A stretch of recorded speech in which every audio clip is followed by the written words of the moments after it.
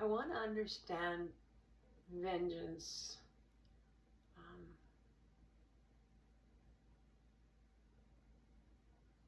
And it stems from jealousy, from thinking that something that was in their hands has been swiped away, kind of like smeared away and right out of their hands. And the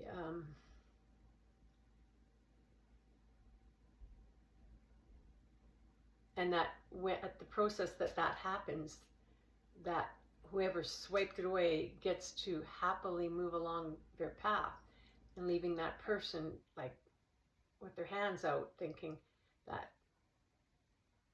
like, empty, and looking at their hands saying, well, I had it, and it was taken from me. And then they turn into like a tiger, and that's where the vengeance comes, because it's like, it was there, I had it, and you are responsible for taking it.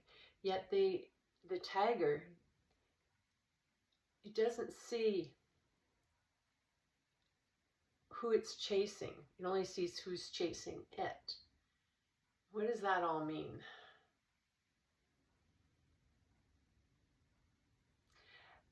When they say vengeance is mine, it's like they're just thinking of mine. It's mine, that it's theirs, that there is nothing but what the fixation is that they seek, or that they feel is theirs. When they see an animal, they say that animal that they're chasing, the tiger will say that animal is mine.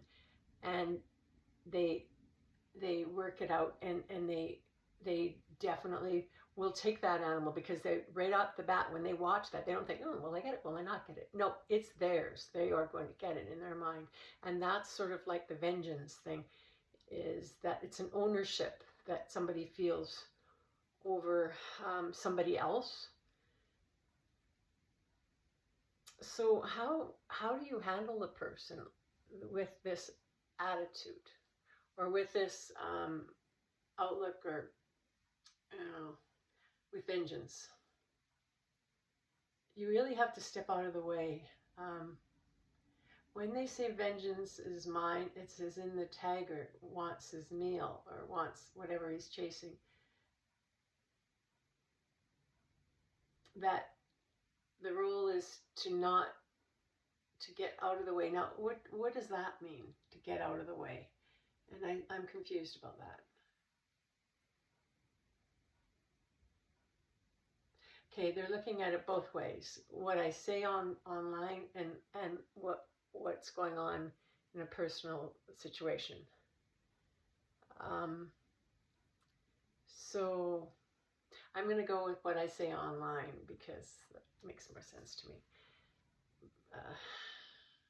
So what I say online about how you handle a situation like this,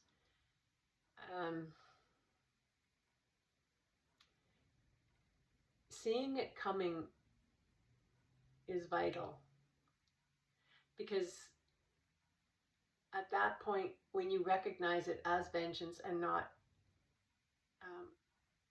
it takes away the pain of it, and offering kind of like a peace offering, so to speak, it does go a long way.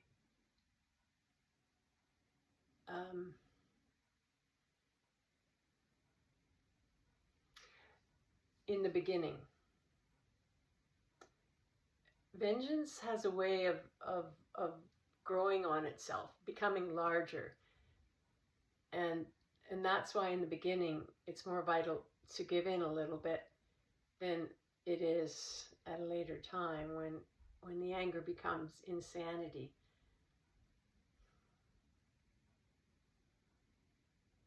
But I have a question about that. So if that's the case, then how do you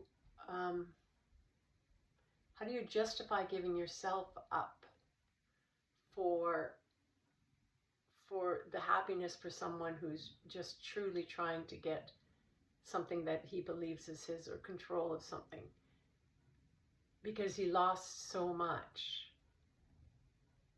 it's incomprehensible sometimes to understand how much loss there is. And that's what makes that insanity happen, and the vengeance and everything. Because it was through his decisions and his lack of heart. But it doesn't matter how it happens. The loss is real to him.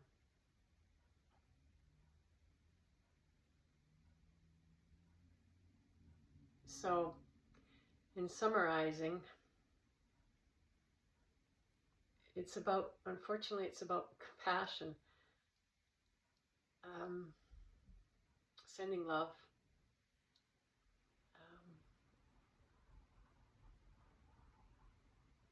for it's not something that he's ever really going to be able to achieve, the satisfaction that he can have what has been stripped from his hands, he feels.